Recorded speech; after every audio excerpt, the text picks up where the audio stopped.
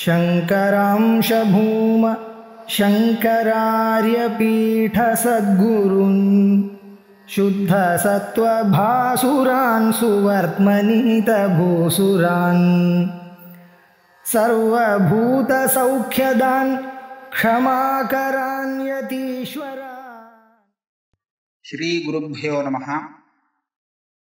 शास्त्रदर्पणं முதல் அத்தியாயம் 3ஆம் பாதம் 7வது அதிகரணம் அனுகிருத்திய அதிகரணம். அதுல சித்தாந்தத்துல ஆரம்பிக்கணும். இந்த சித்தாந்தத்துல ஆரம்பிச்சிருக்கோம். அந்த பேராகிராஃப்ல இருந்தே ஆரம்பிப்போம், அந்த ஸ்லோகத்துல இருந்தே ஆரம்பிப்போம். பிரம்மண்யேவஹி தல்லிங்கம் நச தேஜஸ்ய லௌகிகே தஸ்மான் ந ததுபாஸ்யத்வம் பிரம்ம ஜ்ஞேயந்து கம்யதே. இந்த இடத்துல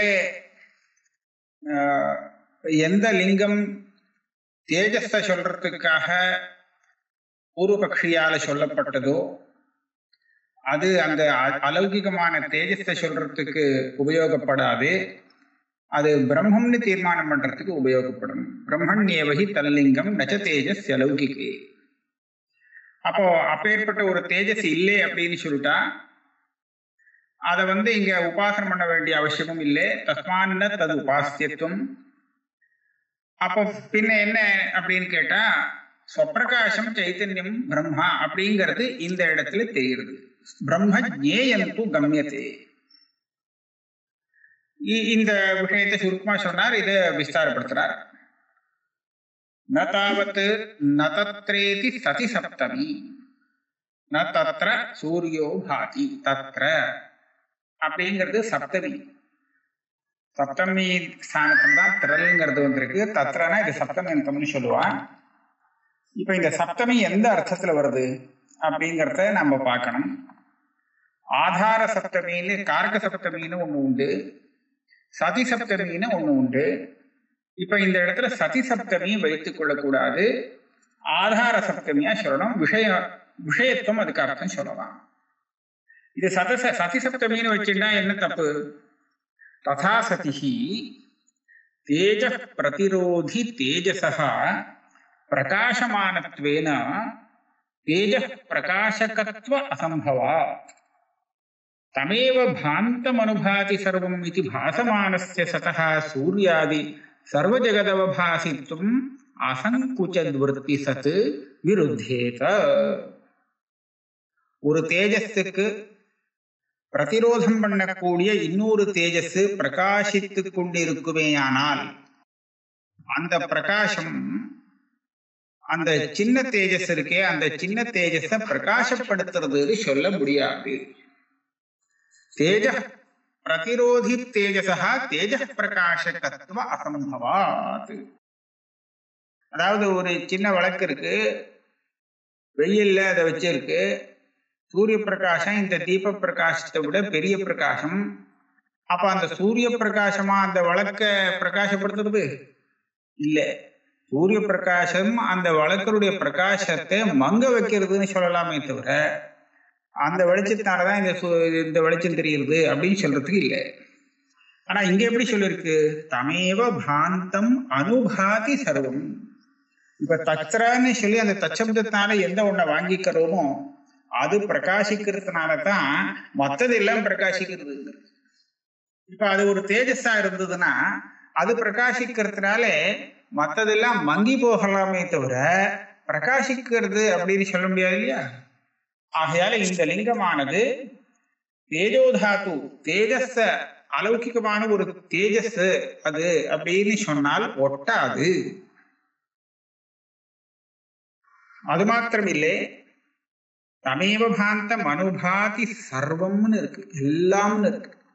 சர்வம்னா எல்லாம், எல்லாமே அது பாதிக்கிறதுனாலதான் பாதிக்கிறது. ஆனா சூரியன் பாதிக்கிறதுனாலதான் எல்லாம் பாதிக்கிறது அப்படின்னு சொல்ல முடியாது. இப்போ இந்த தேஜஸை எடுத்துட்டோம்னா சூரியனே சூரியனை விட பெரிய தேஜஸோ அந்த மாதிரி ஏதாவது ஒரு தேஜஸை எடுத்துட்டோம்னா அது எதை பிரகாசப்படுத்துறதுக்கு உபயோகப்படும்? சும்மா சாதாரணமா சூரிய வெளிச்சம் நமக்கு எதுக்கு கண்ணால ஒரு விஷயத்தை பார்க்கறதுக்கு வேணும்னா உபயோகப்படலாம். மற்ற இந்திரியங்கள்னாலே அது அந்த விஷயத்தை பார்க்கறதுக்கு சூரிய பிரகாசம் தேவையில்லையே. இருட்டிலையும் கூட நம்ம கையால தொட்டு பார்க்கலாம், வாசனையை மூந்து பார்க்கலாம், காதால சப்தத்தை கேட்கலாம், அதெல்லாம் பண்ண முடியுமே. அதனால தமேவ பாந்தம் அனுபாதி சர்வம் இல்லை ரூபம் அப்படின்னு அந்த சர்வ சப்தத்தை சங்கோச்சம் பண்ணும்படியாக இருக்கும். இது பரமாத்மான்னு எடுத்துட்டோமானால் அந்த சைத்தன்யம் இல்லாம எதுவுமே பாசிக்காதுங்கிற காரணத்தினாலே தமேவ பாந்தம் அனுபாதி சர்வம் அப்படின்னு சொன்ன அந்த சர்வ சப்தத்துக்கு சங்கோச்சம் பண்ண வேண்டிய அவசியம் இருக்காது. இதான் சொல்றார், சூர்யாதி சர்வ ஜெகதவபாசித்வம் அசங்குச்சத் விருத்திஸ்யா. இப்ப பார்த்தா சூரியன் கூட இருக்கிறது தெரியறதுக்கு சைத்தன்யம் இருந்தாதான் தெரியும். ஞானம் இல்லாம ஜடத்துக்கு சூரியன் இருக்குன்னு தெரியுமா? கடத்துக்கு தெரியுமா சூரியன் இருக்கு தன்னை பிரகாசப்படுத்துறதுன்னு? தெரியாதே, சைத்தன்யத்துக்கு தான் தெரிஞ்சாகணும். அதனால சித்தாந்தப்படி தச்சப்தத்தாலே சைத்தன்யத்தை எடுத்துட்டோமானால், பரமாத்ம ஸ்வரூபத்தை எடுத்துட்டோமானால் அது சைத்தன்யமாக இருப்பதாலே அந்த சைத்தன்யத்தினாலதான் சூரியன் சந்திரன் முதலிய சர்வ ஜெகத் ஒண்ணு பாக்கி இல்லாம அத்தனையும் பிரகாசிக்கிறது, தெரியுது. சைத்தன்யம் இல்லாட்ட தெரியாது. இது கரெக்டா வரும். ததா சதி லோக சப்த அனவகதம் திருஷ்ட தேஜோ விபரீதம் தேஜ பரிகல்பிய ததுபாஸ்தி. சப்தத்துக்கு சங்கோச்சம் வரும் அப்படிங்கிற ஒரு விரோதம் இருக்கு. அது மாத்திரம் இல்லை, இன்னொரு தோஷமும் இருக்கு. இங்க புதுசா ஒரு தேஜஸ்ன்னு சொன்னா இந்த தேஜஸ் லோக பிரசித்தம் இல்லை. அந்த மாதிரி தேஜஸை பத்தி எங்கேயாவது சப்த பிரமாணம் சொல்லி பேசியிருக்கான்னு கேட்டா அதுவும் இதுவரை எங்கேயுமே இல்லை. ஆக லோகத்திலையும் தெரிஞ்சது இல்லை, சப்த பிரமாணத்தினாலேயும் அப்படி ஒரு தேஜஸ் இருக்கிறதாக தெரியல. ஆனா புதுசா ஒரு தேஜஸ், நாம எந்த தேஜஸை பார்த்திருக்கோமோ திருஷ்டமான தேஜஸை காட்டிலும் வித்தியாசமான சுபாவம் கொண்ட தேஜஸ்ன்னு சொல்லணும்.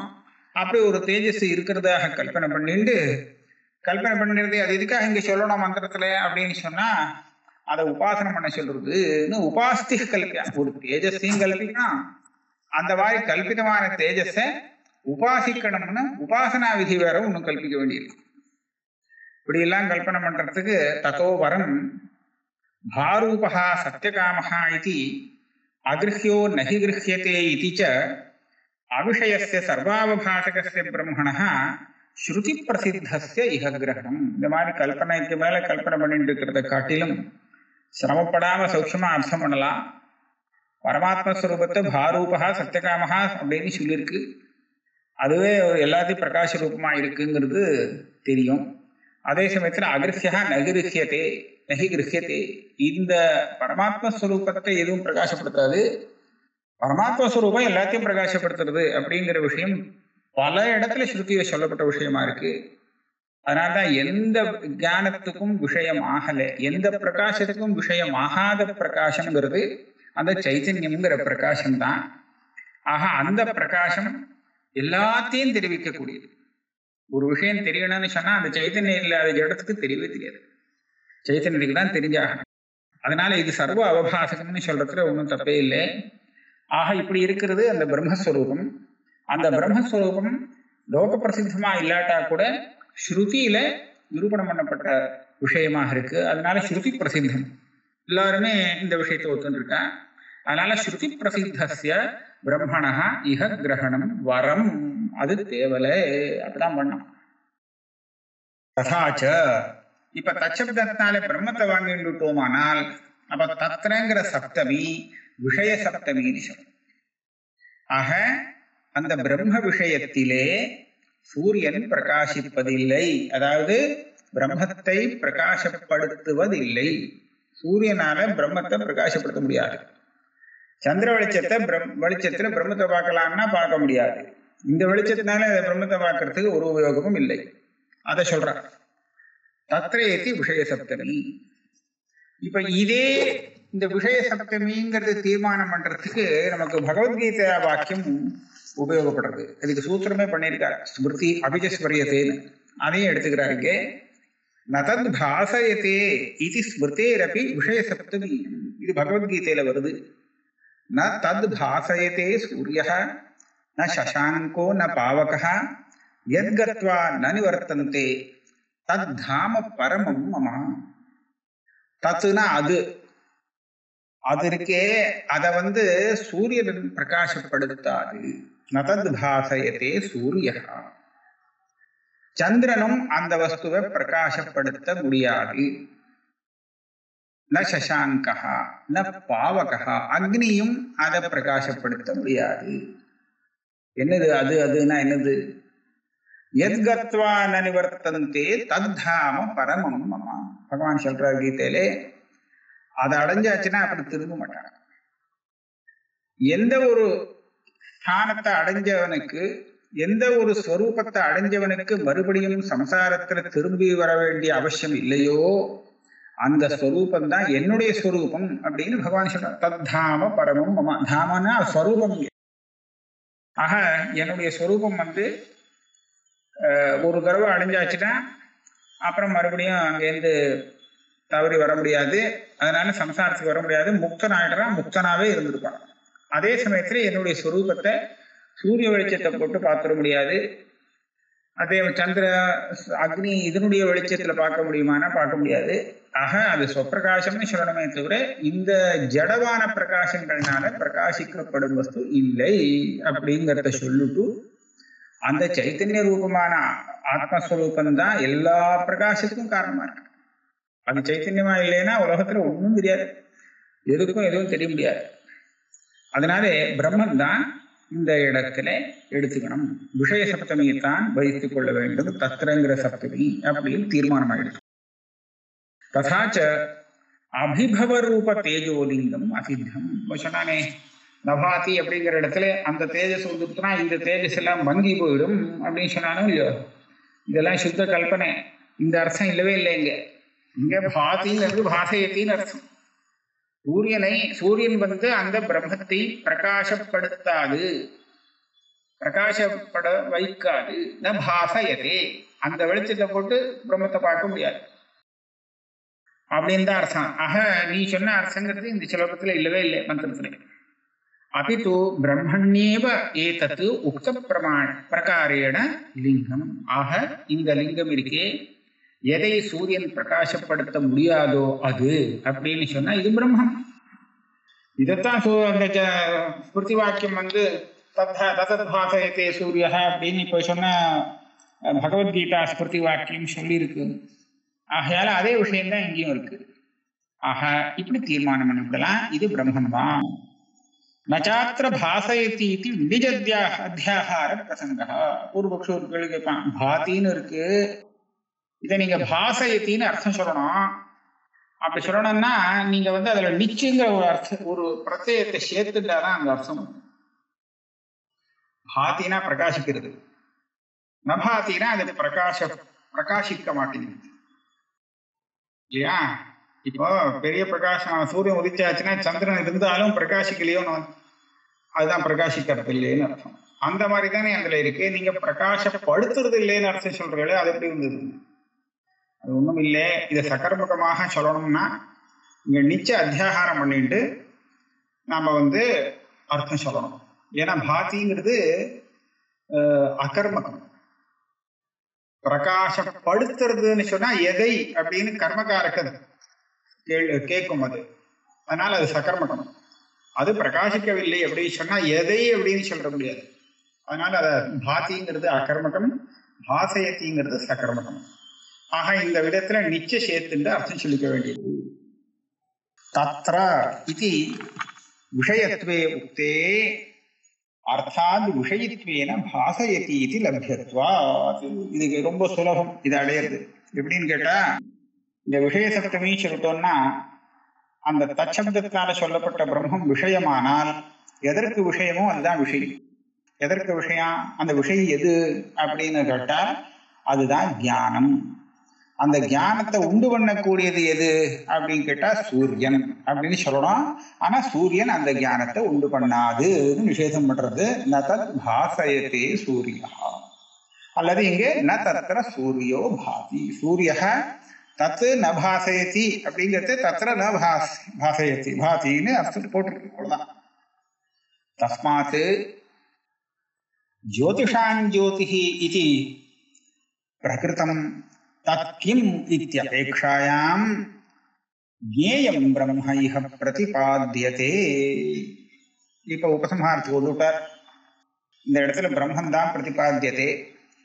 சகுண பிரம்மா நிர்குண பிரம்மா அப்படின்னு கேட்டா ஜேயம் பிரம்மான்னு போட்டார். அதாவது இது நிர்குண பிரம்மம், அதுதான் இங்கே சொல்லப்படுறது.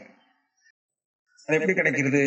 இதையே இந்த மாதிரிலாம் சொல்லி பிரகாசங்களோட சேர்த்து சொல்லி இந்த சூரியன் சந்திரன் இதெல்லாம் அது இருக்கிறத பிரகாசிக்காது இப்படிலாம் எதுக்கா சொல்லணும்னு கேட்டா, அந்த பிரம்மத்தை பத்தி இதுக்கு முன்னாடி ஜோதிஷான் ஜோதிஹி அப்படின்னு சொல்லி, ஜோதிஷுக்கெல்லாம் ஜோதிஷ் அப்படின்னா என்னது? ஜோதிஷுனா என்னது? ஜோதிஷுன்னு நம்ம எதை சொல்றோம்னு சொன்னா, எதை வச்சுட்டு நாம ஒரு விஷயத்தை பார்க்கிறோமோ அதெல்லாம் ஜோதிஷம். இது ஜோதிஷரணாவிதானாங்கிறது சொல்லுது. ஒரு விஷயம் தெரிகிறதுக்கு எந்த வெளிச்சம் காரணம்னு சொல்றோமோ அந்த வெளிச்சம் எல்லாம் ஜோதிஷ். வெளிச்சம்னா வெறும் இந்த கண்ணால தெரியறதுக்கு மாத்திரம் இல்லை, பொதுவாக ஒரு விஷயத்தை தெரிஞ்சுக்கிறதுக்கு எது சாதனமாகுமோ அதை ஜோதிஷுன்னு சொல்றது இருக்கு. இந்த ஜோதிர் பிராமணம் அப்படின்னு பிருஹதாரண்யக உபனிஷத்துல ஒரு பிராமணம் இருக்கு. அந்த பிராமணத்திலே யாஜ்ஞவல்யர் ஜனகர் அவருடைய சம்வாதம், அதுலதான் ஆத்மா ஸ்வப்பிரகாசம்னு நிரூபணம் பண்ணக்கூடிய சந்தர்ப்பம். அதுல கிஞ்சோதி திரேவாயம் புருஷா அப்படின்னு கேட்பார். பதில் சொல்லுவார். ஏதோ ஒரு ஜோதிஷ முதல்ல சொல்லி வருவார். அதாவது சூரிய ஜோதிஷு சந்திர ஜோதிஷு இப்படிலாம் சொல்லி வந்தார்.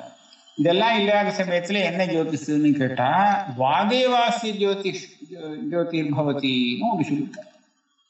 அதாவது சூரியன் இல்லை, அஸ்தமிச்சாச்சு, சந்திரன் உதிக்கல,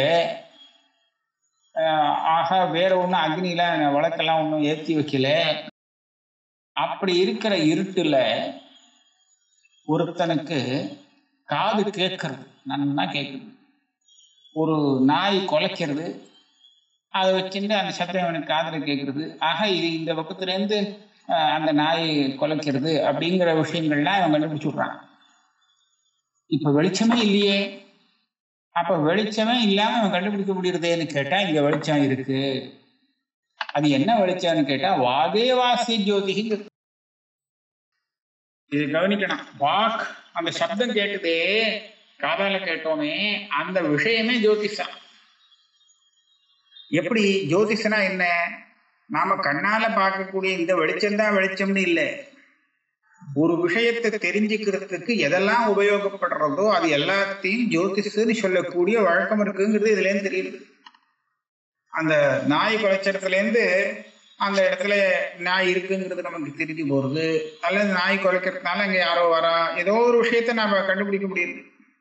ஆஹா, அப்படி கண்டுபிடிக்கிறதுக்கு நாயுடைய அந்த சப்தம் இருக்கு, காதால கேட்கக்கூடிய சப்தம், அதையே ஜோதிஷன்னு சொல்லியிருக்கு. இதே மாதிரி சில வாசனைகள் வந்ததுன்னா அந்த வாசனையை வச்சுட்டு கண்டுபிடிச்சிருவான்.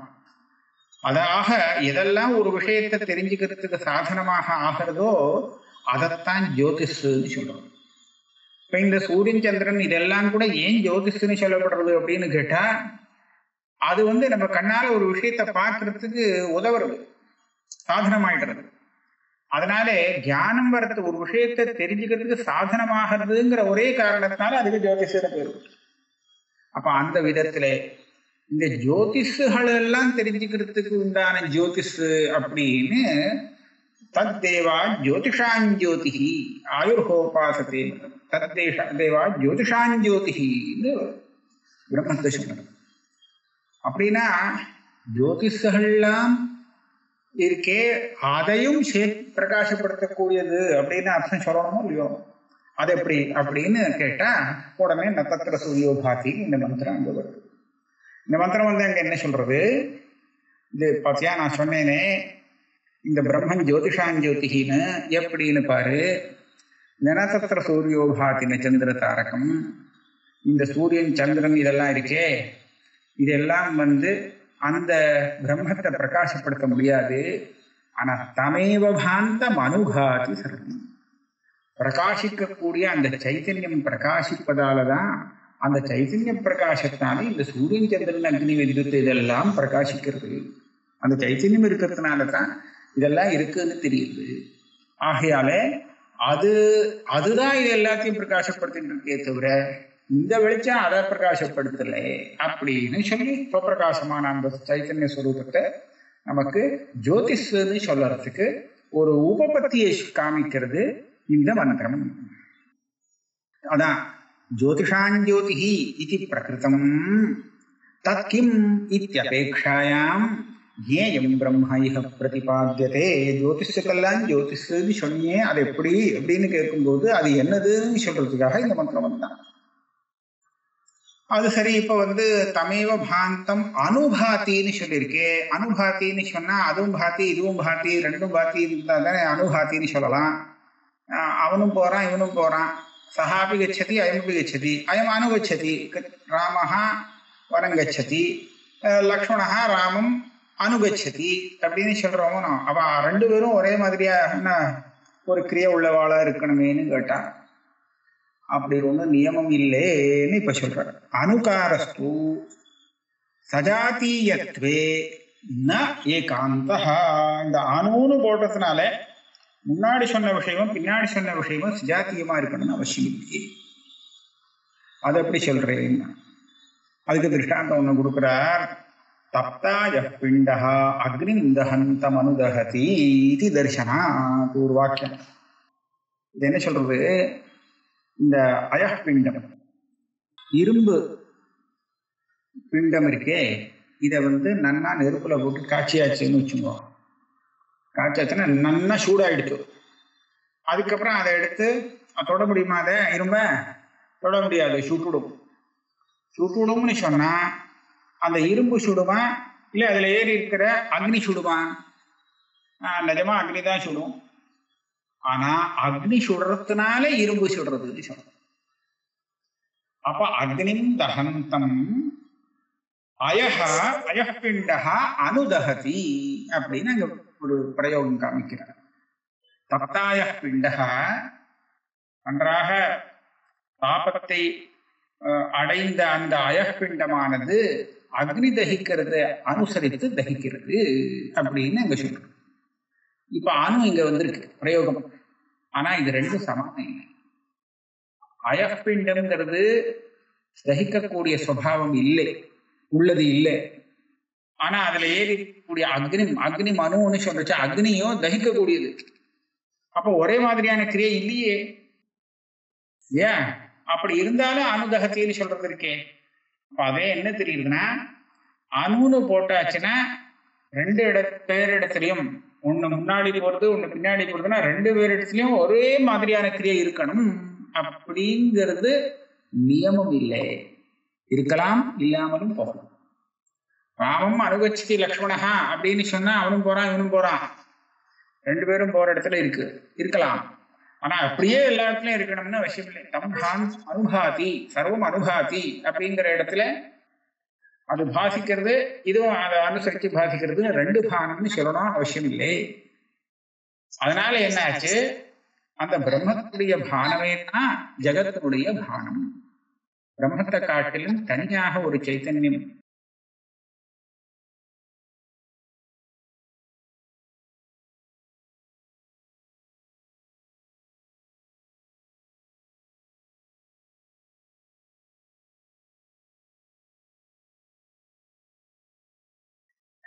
அதாவது அணு வர இடத்துல ரெண்டுக்கும் சமானமான கிரியை இருக்கணுங்கிறது நியமம் இல்லைன்னு சொல்ற.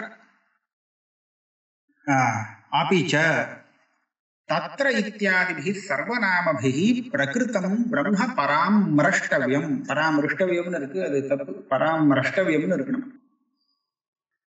அதுல என்னன்னா சர்வநாமா இருக்கே, இந்த சர்வநாமா இதுக்கு முன்னாடி பிரகரணத்துல எதை சொல்லியிருக்கோ அதைத்தான் நமக்கு சொல்லும். சர்வநாமான்னு சொன்னா எதை வேணாலும் சொல்லலாம், ஆனால் பிரகிருத்தம் எதுவோ அதைத்தான் சொல்லணும். பிரகிருத்தம்னா இதுக்கு முன்னாடி சொல்லணும். இப்ப நான் முதல் வாக்கியத்துல ராமர் காட்டுக்கு போனார் அப்படின்னு கதையை சொல்லிட்டு அவர் ராவணனை கொன்னார் அப்படின்னு நான் சொன்னேன்னா இந்த அவர்னு சொல்லி நாங்க ராவணனை தானே எடுத்துப்போம். தேவதத்தன் காட்டுக்கு போனா அவன் 2 நாள் கழிச்சு திரும்பி வந்தான். இப்ப அவன்னு சொல்லி இந்த தேவதத்தனை தானே எடுத்துப்போம். அவனு நான் யார வேணாலும் சொல்லலாம். ஆனா இந்த இடத்துல முன்னாடி எதை சொன்னோமோ அதைத்தான் இந்த சர்வநாம சப்தம் நமக்கு தெரிவிக்குது. இதான் பிரகிருத பராமர்சித்துவம் அப்படின்னு சொல்லுவா சமஸ்கிருதத்துல. இப்ப இந்த இடத்துல தத்து அப்படின்னு தச்சப்த பிரயோகம் இருக்கு. ந தத்ர சூரியோ பாதி தமேவ பாந்தம் அனுபாதி. இந்த தச்சப்தம் இருக்கே அது அது அதுன்னு சொல்றாரு. அதுனா எது? இதுக்கு முன்னாடி என்ன சொல்லியிருக்கோ அது அப்படின்னு சொல்லணும். அப்படி சொல்லும் போது இங்க என்ன ஆறுது? இதுக்கு முன்னாடி எஸ்மின்யௌ பிருத்திவீச்சாந்தரிக்ஷம் ஓதம் மனஸ் சக பிராணைஷ்ட சர்வைஹி தமேவ ஏகம் ஜானத ஆத்மானம் அன்யா வாச்சோ விமுஞ்சதா அமிர்தசேஷசேது அப்படின்னு சொல்லி அந்த பரமாத்மாவை தான் சொல்லி இருக்கு. அப்ப தத்ரன்னு இந்த தச்சப்தான் அந்த பரமாத்மாவை தானே குறிக்கணும். அதனால இங்க போய் புருஷா ஒரு தேஜஸை பத்தி சொல்றதுன்னு அந்த பூர்வபக்ஷமே வரப்படாது. அது அது அந்த சங்கையே வரக்கூடாது. அதுதான் சொல்றாரு. அபிச்ச தத்ர இத்தியாதி சர்வநாமபி பிரகிருதம் பிரம்ம பராமரஷ்டபியம். அப்போ தேன ரக்தம் ராகாத்துன்னு ஒரு பாணினி சூத்திரத்தை அவர் காமிச்சார். அப்படி உண்டு. ஆனா சில இடத்துல வந்து தச்சப்தம் பிரகிருதத்தை சொல்றது இல்லையே. தேன ரக்தம் ராகாத் தஸ்யாபத்தியம் அப்படின்லாம் இருக்கு. இங்க ஒன்றும் பிரகிருதம் இல்லையே அப்படின்னு சொன்னார். அது சொன்னா தேன ரக்தம் இத்தியாதி உச்ச பிரகிருத்தே பரஸ்ய பிரத்யஸ்ய அர்த்த விசேஷே அன்வாக்கியாயமானே பூர்வஸ்யா பிரகிருத்தேஹே அர்த்தஸ்ய சதஹ பிரகிருதஸ்ய தச்சப்தேன பராமர்ஷः இதி ந சர்வநாம்னः பிரகிருதார்த்தத்துவ விபிச்சாரः. இது வாஸ்தவத்தில் கொஞ்சம் பிரௌಢிவாதம்னு சொல்லலாம். ஆனா இங்க சொல்றார் தேன ரக்தம் ராகாத் தஸ்யாபத்தியம் இத்தியாதி ஸ்தலத்துல கூட அந்த தச்சப்தம் பிரகிருதார்த்தத்தை சொல்றதுன்னு சொல்லிடலாம்.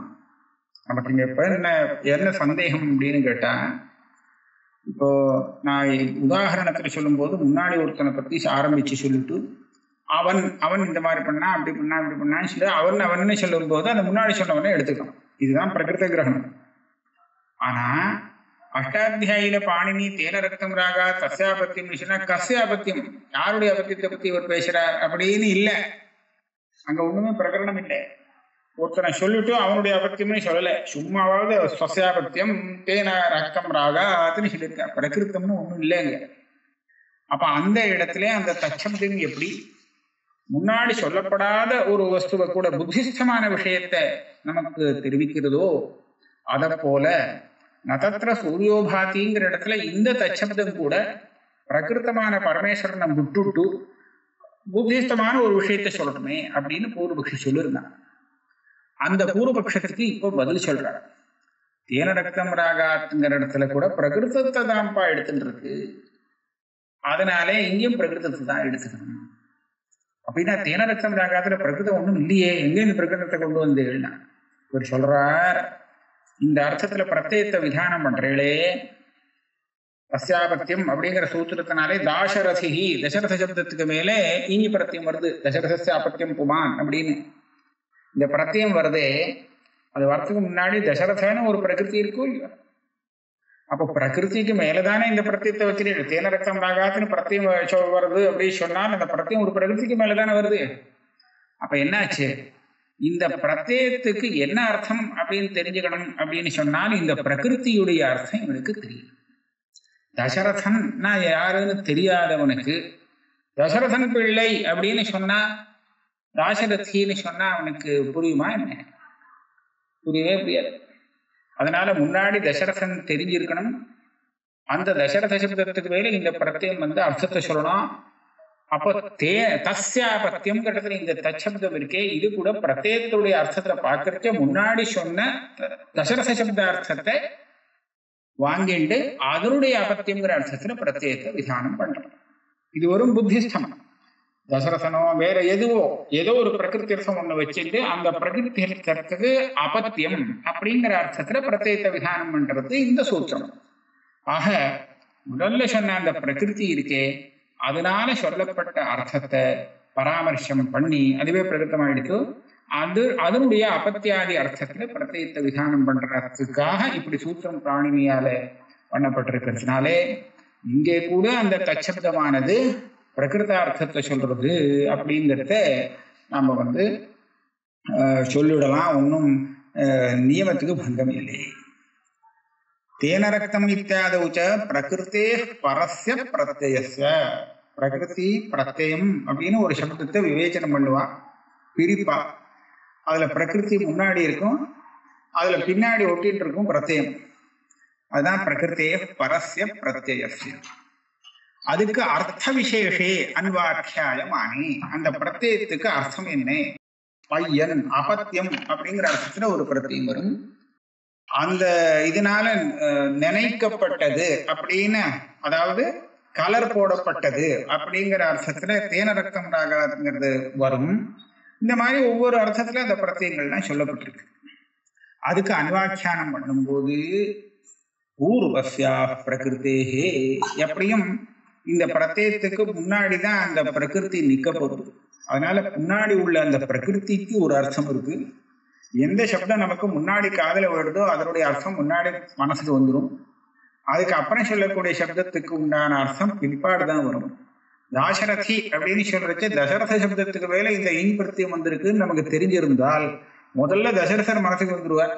அதுக்கப்புறம் தான் தசரதருடைய பையனான ராமர் அப்படிங்கிற அர்த்தம் கிடைக்கும். ஆக முன்னாடி சொன்னதான் இங்கேயும் தச்சப்தம் சொல்றதுன்னு சொல்லிவிடலாம். அதனாலே பிரகிருதஸ்ய தச்சப்தேன பராமர்ஷ இதி ந சர்வநாம்னஹ பிரகிருதார்த்தத்துவ விபிச்சாரஹ. இந்த சர்வநாம சப்தமானது எங்கேயுமே பிரகிருதார்த்தத்தை விட்டுட்டு புதுசா ஒரு அர்த்தத்தை சொல்றது அப்படிங்கிறது இல்லேன்னு சொன்னார். இது பிரௌಢிவாதம்னு சொல்லணும். ஒரு சில இடத்துல புத்திஸ்தமான விஷயத்தையும் இந்த சர்வநாமா சொல்லும்னு மற்ற சாஸ்திரங்கள் எல்லாம் நிரூபணம் ஆயிருக்கு. சில இடத்துல வக்ஷமானத்தை சொல்லும்னு கூட இருக்கு. ஏதஸ்தைவ ரேவதிஷு வாரவந்தீயம் அக்னிஷ்டோம சாமகிருத்வா பசுவாமோ ஹேதே நிஜேத அப்படிங்கிற வாக்கியத்துல ஏதஸ்யங்கிற இந்த சர்வநாமாவானது முன்னாடி சொன்ன யாகத்தை சொல்லல. இந்த வாக்கியம் புதுசா ஒரு யாகத்தை விதானம் பண்றது. புதுசா விதானம் பண்ண வேண்டிய அந்த யாகத்தை தான் ஏதஸ்யான நிர்தேசம் பண்ணியிருக்கார் அப்படின்னு பூர்வமீமாம்சா சாஸ்திரத்துல நிரூபணம் ஆயிருக்கு. அப்ப அந்த விதத்துல பார்த்தோம்னா நாம இது பிரௌಢிவாதம் வச்சுக்கலாம். ஆக பிரகிருதத்தை தான் சர்வநாம சப்தம் நிர்பந்தம் இல்லை, அந்த நியமம் கிடையாதுன்னு ஆச்சு. பிரகிருதத்தை சொல்லணும்னு சொன்னாலும் இங்க சௌக்கியமா பிரகிருத்தமா பிரம்மம் இருக்கு. ஆக சர்வநாமா பிரகிருதத்தை தான் சொல்லும் அப்படிங்கிற நியமத்தை வச்சுட்டாலும் கூட இங்கே நமக்கு ஒரு தொந்தரவும் இல்லை. ஏன்னா பரபிரம்மன் தான் இங்க முன்னாடி சொல்லப்பட்டிருக்கு. அதைத்தான் தத்ரான தச்சப்தம் இந்த மந்திரத்துல சொல்றதுன்னு சொன்னால் சௌக்கியமா அர்த்தம் சொல்லிட்டு கூடலாம். ஆக இந்த மந்திரத்துல சொல்லப்பட்ட தச்சப்தம் இருக்கே, அந்த தச்சப்த அர்த்தம் பரமாத்மா தான் அப்படிங்கிறது சித்தாந்தம். இதோட வச்சுக்கோங்க.